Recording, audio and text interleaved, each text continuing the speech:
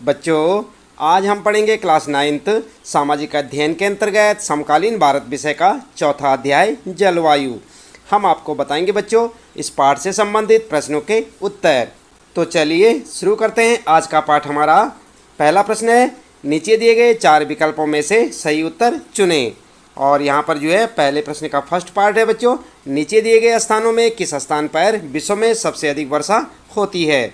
और ये हैं बच्चों आपके 4 ऑप्शन, सिलचर, चेरापूंजी, मौसिनराम और गुवाहाटी। आपको इसमें से करेक्ट ऑप्शन बताना है। उत्तर में आप लिख सकते हैं बच्चों, गए वाला ऑप्शन बिल्कुल करेक्ट है, मौसिनराम। आई बात समझ में। इसके बाद देख लेते हैं सेकंड पार्ट है पहले प्रश्न का, ग्रीष्म ऋतु में उत्तरी मैदानों में बहने वाली पवन को निम्नलिखित में से क्या कहा जाता है। और जानते हैं आप क्या कहा जाता है। ये आपके 4 ऑप्शन है, काल बैसाखी, व्यापारिक पवन है, लू, इनमें से कोई नहीं। तो आप क्या लिखेंगे उत्तर में। उत्तर आप लिख सकते हैं बच्चों, गए वाला ऑप्शन आपका बिल्कुल करेक्ट ऑप्शन है, लू। ठीक है, इस प्रकार से आप अपना उत्तर लिख सकते हैं। अगला है बच्चों फिर पहले प्रश्न का थर्ड पार्ट। इसमें पूछा है, निम्नलिखित में से कौन सा कारण भारत के पश्चिमी भाग में शीत ऋतु में होने वाली वर्षा के लिए उत्तरदायी है। जानते हैं आप क्या है। और यहाँ पर आपके 4 ऑप्शन है बच्चों, चक्रवाती अवदाब, पश्चिमी विक्षोभ, मानसून की वापसी और दक्षिण पश्चिम मानसून।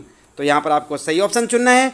आपका उत्तर होगा बच्चों पश्चिमी विक्षोभ, जो कि आपका ख ऑप्शन है यहाँ पर और बिल्कुल करेक्ट है। आप इसे अपनी नोटबुक में नोट कर सकते हैं। उसके बाद अगला पार्ट है बच्चों पहले प्रश्न का, भारत में मानसून का आगमन निम्नलिखित में से कब होता है। और कब होता है, यहाँ पर आपके 4 ऑप्शन हैं, मई के प्रारंभ में, जून के प्रारंभ में, जुलाई के प्रारंभ में या फिर अगस्त के प्रारंभ में। क्या लिखेंगे उत्तर में। उत्तर लिखेंगे जुलाई के प्रारंभ में। आप देख रहे हैं यहाँ पर गए वाला ऑप्शन आपका करेक्ट ऑप्शन है, जुलाई के प्रारंभ में।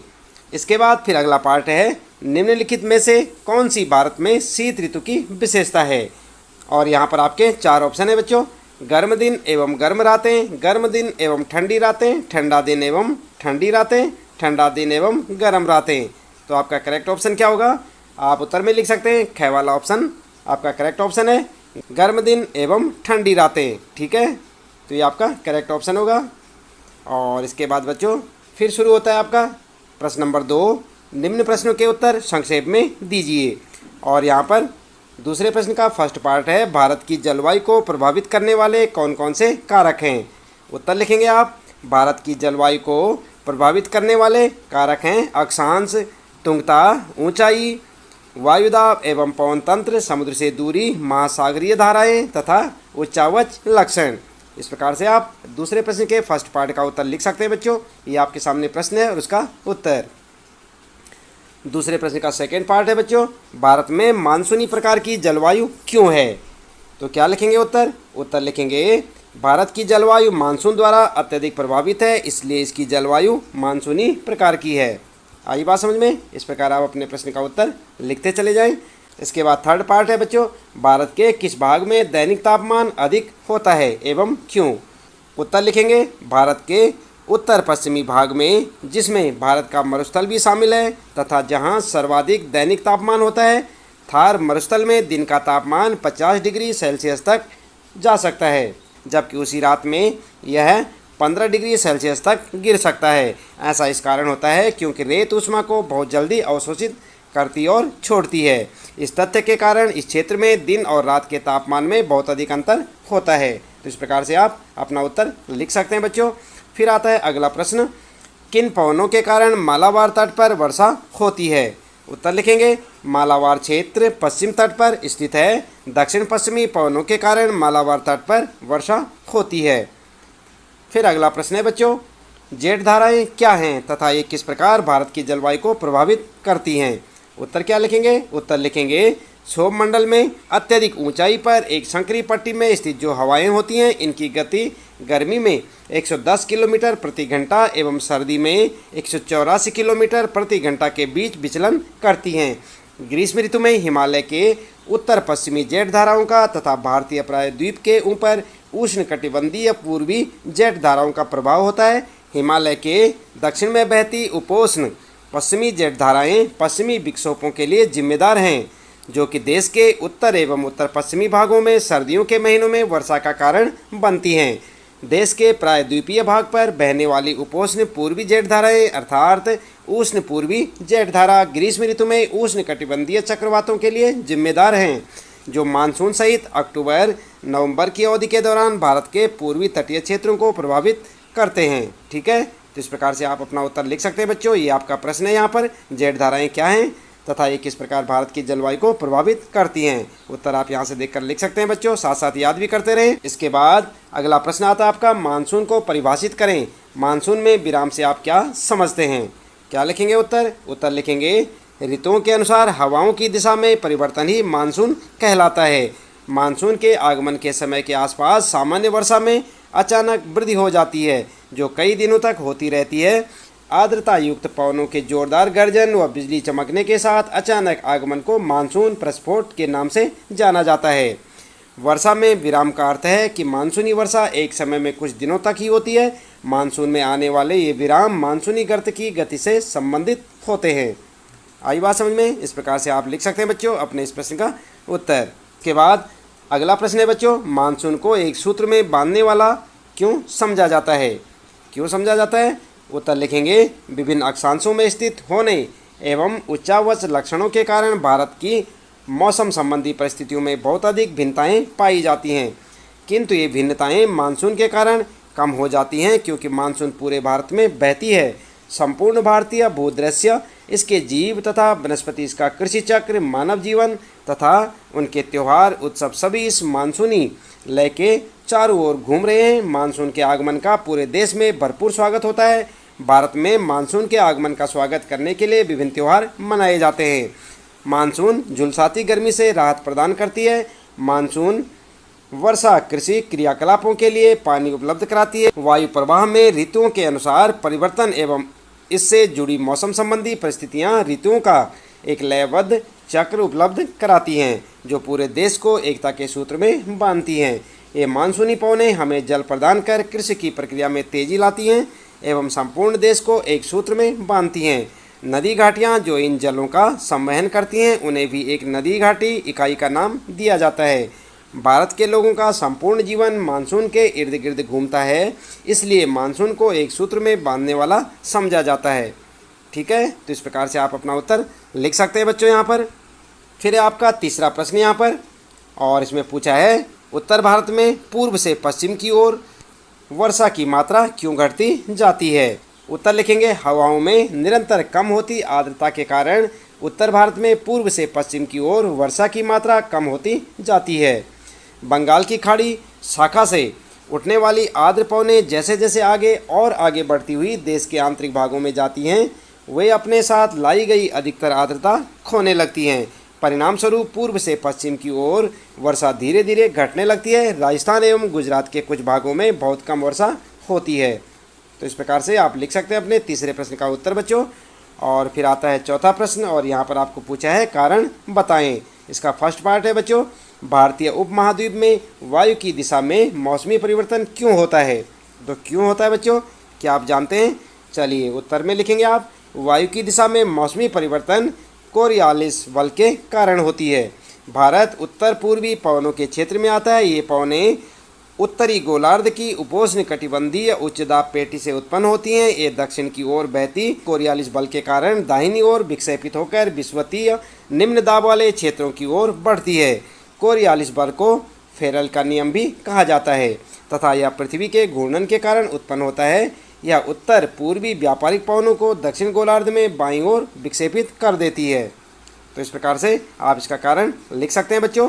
फिर है यहाँ पर सेकेंड, भारत में अधिकतर वर्षा कुछ ही महीनों में होती है। तो इसका क्या कारण है? उत्तर लिखेंगे विषुवत रेखा को पार करने के उपरांत दक्षिण पूर्वी व्यापारिक पवनें दक्षिण पश्चिम की ओर बहने लगती हैं और दक्षिण पश्चिमी मानसून के रूप में प्रायद्वीपीय भारत में प्रवेश करती हैं। ये पवनें गर्म महासागरों के ऊपर से बहते हुए आर्द्रता ग्रहण करती हैं और भारत की मुख्य भूमि पर विस्तृत वर्षण लाती हैं। इस प्रदेश में ऊपरी वायु परिसंचरण पश्चिमी प्रवाह के प्रवाह में रहता है। भारत में होने वाली वर्षा मुख्यतः दक्षिण पश्चिमी मानसून पवनों के कारण होती है। मानसून की अवधि 100 से 120 दिनों के बीच होती है, इसलिए देश में होने वाली अधिकतर वर्षा कुछ ही महीनों में केंद्रित है। तो ये था इसका कारण। आप इसे लिख सकते हैं बच्चों, साथ साथ याद भी करें। फिर आता है अगला प्रश्न, और यहाँ पर पूछा है तमिलनाडु तट पर शीत ऋतु में वर्षा होती है, तो आपको इसका कारण बताना है। तो यहाँ पर आप लिख सकते हैं बच्चों अपने उत्तर में, शरद ऋतु में देश में उत्तर पूर्वी व्यापारिक पवनें प्रभावित होती हैं। ये स्थल से समुद्र की ओर बहती हैं, इसलिए देश के अधिकतर भाग में शुष्क मौसम होता है। यद्यपि इन पवनों के कारण तमिलनाडु के तट पर वर्षा होती है, क्योंकि वहाँ ये पवनें समुद्र से स्थल की ओर बहती हैं और अपने साथ आर्द्रता लाती हैं। इसके बाद फिर आता है बच्चों, पूर्वी तट के डेल्टा वाले क्षेत्र में प्रायः चक्रवात आते हैं, इसका क्या कारण है? तो उत्तर आप लिख सकते हैं, पूर्वी तट के डेल्टा वाले क्षेत्र में प्रायः चक्रवात आते हैं। ऐसा इस कारण होता है क्योंकि अंडमान सागर पर पैदा होने वाला चक्रवातीय दबाव मानसून एवं अक्टूबर-नवंबर के दौरान उपोष्ण कटिबंधीय जेट धाराओं द्वारा देश के आंतरिक भागों की ओर स्थानांतरित कर दिया जाता है। ये चक्रवात विस्तृत क्षेत्र में भारी वर्षा करते हैं। ये उष्ण कटिबंधीय चक्रवात प्रायः विनाशकारी होते हैं। गोदावरी, कृष्णा एवं कावेरी नदियों के डेल्टा प्रदेशों में अक्सर चक्रवात आते हैं, जिसके कारण बड़े पैमाने पर जान एवं माल की क्षति होती है। कभी कभी ये चक्रवात उड़ीसा, पश्चिम बंगाल एवं बांग्लादेश के तटीय क्षेत्रों में भी पहुंच जाते हैं। कोरोमंडल तट पर अधिकतर वर्षा इन्हीं चक्रवातों तथा अवदाबों से होती है। ठीक है, इस प्रकार आप लिखते चले जाएं। फिर आता है बच्चों अगला, यहाँ पर जो कारण बताना है, राजस्थान, गुजरात के कुछ भाग तथा पश्चिमी घाट का वृष्टि छाया क्षेत्र सूखा प्रभावित क्षेत्र है। इसका क्या कारण है? उत्तर में आप लिख सकते हैं, राजस्थान, गुजरात के कुछ भाग तथा पश्चिमी घाटों के वृष्टि छाया प्रदेश सूखा संभावित होते हैं, क्योंकि इनमें मानसून के दौरान बहुत कम वर्षा होती है। पवनें पर्वतों पर आर्द्रता लिए हुए आती हैं, किंतु तापमान में कमी अधिकतर आर्द्रता घाटों की पवनमुखी ढालों पर वर्षण के रूप में खो देती है, और जब तक वे पवन विमुखी ढाल पर पहुंचती हैं तब तक ये शुष्क हो चुकी होती हैं। आई बात समझ में? इस प्रकार से आप इसका उत्तर लिख सकते हैं, कारण आपको बताना है इन सब में। इसके बाद बच्चों आता है फिर आपका 5वां प्रश्न, और इसमें पूछा है भारत की जलवायु अवस्थाओं की क्षेत्रीय विभिन्नताओं को उदाहरण सहित समझाएं। और यहाँ पर आप उत्तर लिख सकते हैं बच्चों, उत्तर दिशा में हिमालय पर्वत के निर्णायक प्रभाव तथा दक्षिण में महासागर होने के बावजूद भी तापमान, आर्द्रता एवं वर्षण में विभिन्नताएं मौजूद हैं। उदाहरण के लिए आप लिखेंगे, पॉइंट बनाकर लिखें, क्या लिखेंगे, गर्मियों में राजस्थान के कुछ क्षेत्रों में तथा उत्तर पश्चिमी भारत में तापमान 50 डिग्री सेल्सियस होता है, जबकि उसी समय देश के उत्तर में जम्मू कश्मीर के पहलगाम में तापमान 20 डिग्री सेल्सियस हो सकता है। सर्दियों की किसी रात में जम्मू कश्मीर के द्रास में तापमान -45 डिग्री सेल्सियस तक हो सकता है, जबकि तिरुवनंतपुरम में यह 22 डिग्री सेल्सियस हो सकता है। आई बात समझ में? इस प्रकार से लिखते चले जाएं। फिर लिखेंगे ख वाला, अंडमान व निकोबार एवं केरल में दिन व रात के तापमान में बहुत कम भिन्नता होती है। ग लिखेंगे, एक अन्य विभिन्नता वर्षण में है, जबकि हिमालय के ऊपरी भागों में वर्षण अधिकतर हिम के रूप में होता है। देश के शेष भागों में वर्षा होती है। मेघालय में 400 सेंटीमीटर से लेकर लद्दाख एवं पश्चिम राजस्थान में वार्षिक वर्षण 10 सेंटीमीटर से भी कम होती है। इसके बाद अगला पॉइंट लिखेंगे, घ देश के अधिकतर भागों में जून से सितंबर तक वर्षा होती है, लेकिन कुछ क्षेत्रों जैसे तमिलनाडु तट पर अधिकतर वर्षा अक्टूबर एवं नवंबर में होती है। अगला पॉइंट है बच्चों, उत्तरी मैदान में वर्षा की मात्रा सामान्यतः पूर्व से पश्चिम की ओर घटती जाती है। आई बात समझ में? इस प्रकार से आप अपने इस 5वें प्रश्न का उत्तर लिख सकते हैं बच्चों। फिर आता है आपका 6वां प्रश्न, और इसमें कहा है मानसून अभिक्रिया की व्याख्या करें। उत्तर क्या लिखेंगे? उत्तर आप इस प्रकार से लिखें बच्चों, किसी भी क्षेत्र को वायुदाब एवं उसकी पवनें उस क्षेत्र की अक्षांशीय स्थिति एवं ऊंचाई पर निर्भर करती हैं। इस प्रकार यह तापमान एवं वर्षण के पैटर्न को भी प्रभावित करती हैं।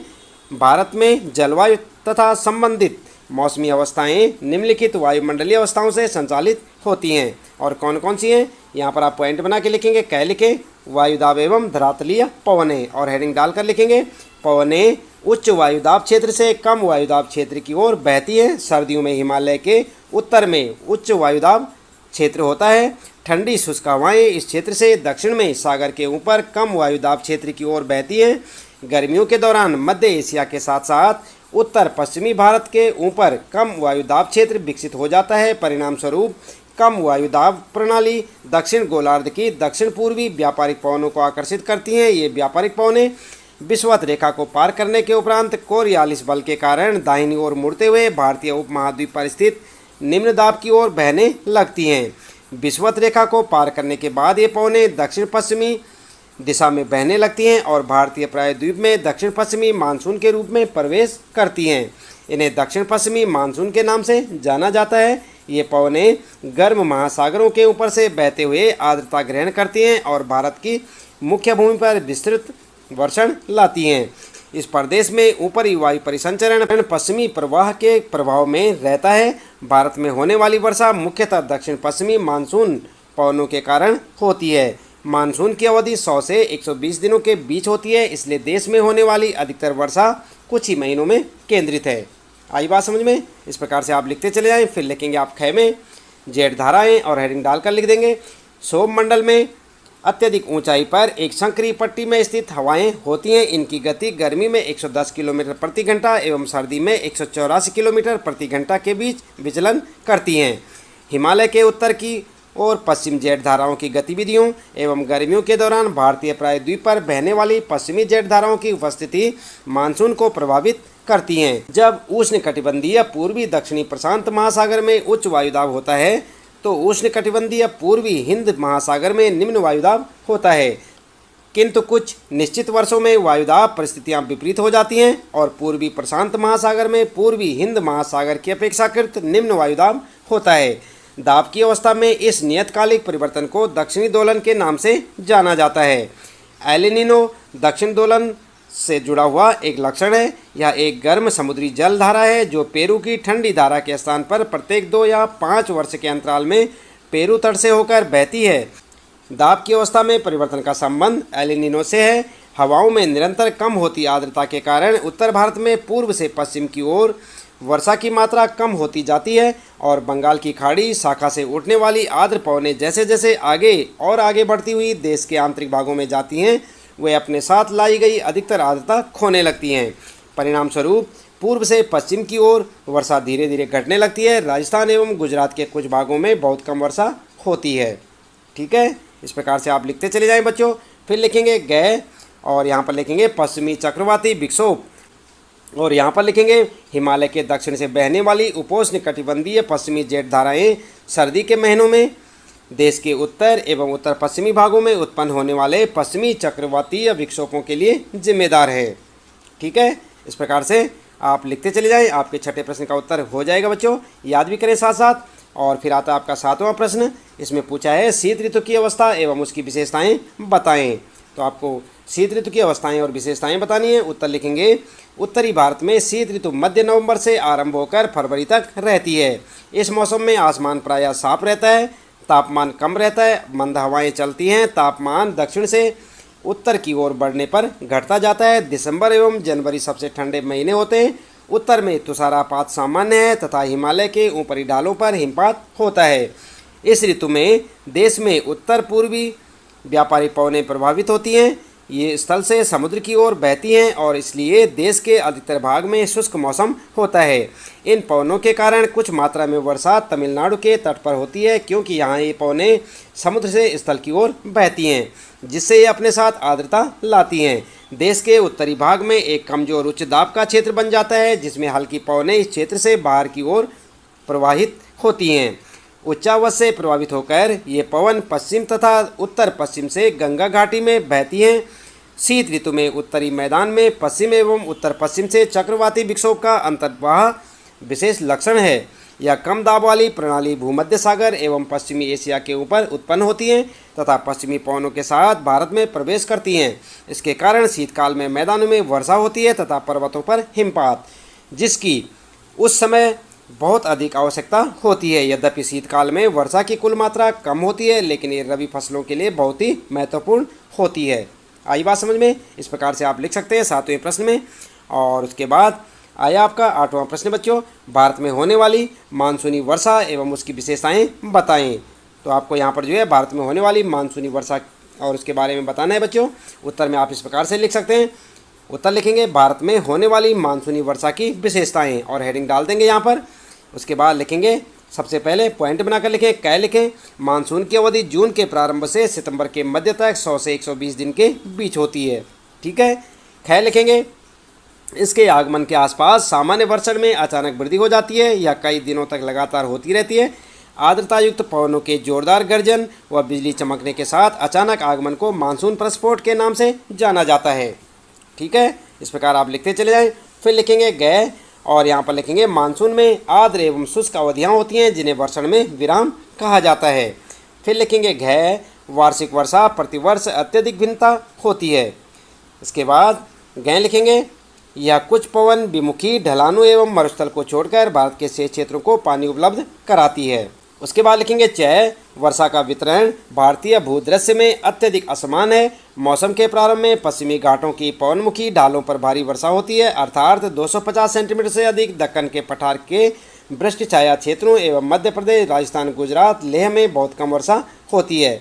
सर्वाधिक वर्षा देश के उत्तर पूर्वी क्षेत्रों में होती है। उसके बाद लिखेंगे 6 उष्णकटिबंधीय दबाव की आवृत्ति एवं प्रबलता मानसून वर्षण की मात्रा एवं अवधि को निर्धारित करते हैं। अगला लिखेंगे बच्चों जय भारत के उत्तर पश्चिमी राज्यों से मानसून सितंबर के प्रारंभ में वापसी शुरू कर देते हैं। अक्टूबर के मध्य तक यह देश के उत्तरी हिस्से से पूरी तरह लौट जाती है और दिसंबर तक शेष भारत से भी मानसून लौट जाता है। आई बात समझ में? इस प्रकार से आप लिखते चले जाएं। काफ़ी लंबा उत्तर है बच्चों, याद भी करें साथ साथ। और जय में लिखेंगे मानसून को इसकी अनिश्चितता के कारण भी जाना जाता है। जहां एक ओर देश के कुछ हिस्सों में बाढ़ ला देता है, वहीं दूसरी ओर यह देश के कुछ हिस्सों में सूखे का कारण भी बन जाता है। इसके बाद आगे बात करते हैं यहाँ पर भारत में मानसूनी वर्षा के प्रभावों की, और यहाँ पर हेडिंग डाल के लिखेंगे भारत में मानसूनी वर्षा के प्रभाव। और फिर लिखेंगे उसी प्रकार कै गए में कै लिखेंगे भारतीय कृषि मुख्य रूप से मानसून से प्राप्त पानी पर निर्भर है। देरी से कम या अधिक मात्रा में वर्षा का फसलों पर नकारात्मक प्रभाव डालती है। और ख लिखेंगे वर्षा के असमान वितरण के कारण देश में कुछ सूखा संभावित क्षेत्र है जबकि कुछ बाढ़ से ग्रस्त रहते हैं। गै लिखेंगे मानसून भारत को एक विशिष्ट जलवायु पैटर्न उपलब्ध कराती है, इसलिए विशाल क्षेत्रीय विभिन्नताओं की उपस्थिति के बावजूद मानसून देश और इसके लोगों को एकता के सूत्र में पिरोने वाला प्रभाव डालती है। ठीक है, तो इस प्रकार से आपके इस प्रश्न का उत्तर हो जाएगा बच्चों। इसके बाद आगे प्रश्न आता है आपका मानचित्र कौशल से संबंधित जो प्रश्न है उसका उत्तर आप किस प्रकार से करेंगे, आइए देख लेते हैं। भारत के रेखा मानचित्र पर निम्नलिखित को दर्शाएं। 400 सेंटीमीटर से अधिक वर्षा वाले क्षेत्र आपको बताने और 20 सेंटीमीटर से कम वर्षा वाले क्षेत्र बताने। गै में बताना आपको भारत में दक्षिण पश्चिमी मानसून की दिशा। ठीक है, तो उत्तर में आप किस प्रकार से लिखेंगे बच्चों, आप ध्यान दें। जैसे कि आपको ये मानचित्र दिख रहा है बच्चों, यहाँ पर आपको आपकी पाठ्य पुस्तक में भी इसी प्रकार का एक मानचित्र दिखाई देगा। और यहाँ पर देख सकते हैं आप, ये यहाँ पर ज़्यादा ब्लैक हो रखा है, तो ये क्या है, अधिक वर्षा वाला क्षेत्र है। और इसी प्रकार से आप यहाँ पर जो है इसके लिए एक पैरामीटर बनाएंगे यहाँ पर, जो आप यहाँ पर लिख सकते हैं 400 सेंटीमीटर से अधिक वर्षा वाला क्षेत्र और 20 सेंटीमीटर से कम वर्षा वाला क्षेत्र। ठीक है, जहाँ पे डॉट डॉट लग रखा है इसे आप देख सकते हैं, ये कम वर्षा वाला क्षेत्र है। और जहाँ पर ज़्यादा डार्क हो रखा है ब्लैक में, ये हो गया 400 सेंटीमीटर से अधिक वर्षा वाला क्षेत्र। तो इस प्रकार से आप एक मानचित्र बना सकते हैं।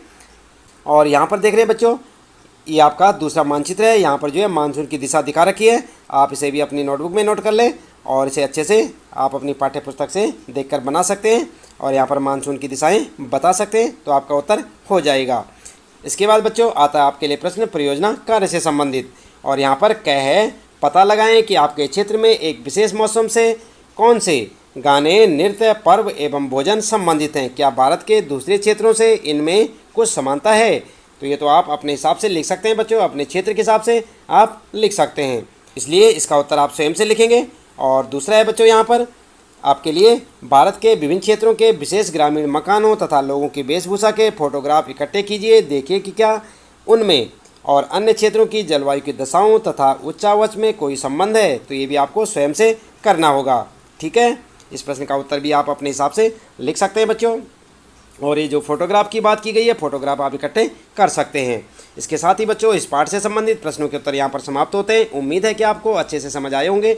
इसी प्रकार लगातार कक्षा 9 समकालीन भारत विषय के सभी पाठों के प्रश्न उत्तर जानने के लिए चैनल को सब्सक्राइब अवश्य कर दें, बेल आइकन भी दबा दें बच्चों, ताकि आपको आने वाली प्रत्येक पाठ की वीडियो की नोटिफिकेशन मिलती रहे। मिलते हैं फिर अगली वीडियो में नए पाठ के कुछ नए प्रश्न उत्तरों के साथ।